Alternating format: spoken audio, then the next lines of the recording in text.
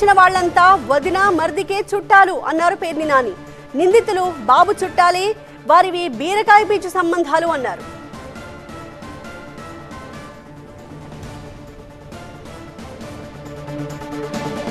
ఇంకా సిబిఐ నోరిప్పలేదు. ఎవరి వ్యక్తులు ఏంటి, కంటైనర్ ఏంటి అని మీడియా కానీ ప్రపంచం కానీ అజగనుకోకముందే ఆయన బయటకు వచ్చి మాట్లాడేస్తాడు, విషం చిమ్ముతాడు.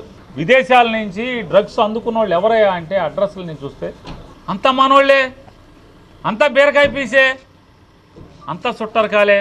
మరిదికి చుట్టం, వదినికి చుట్టం, వ్యాపారాలు, భాగస్వామ్యం, వాటాలు అంతా వీళ్ళే.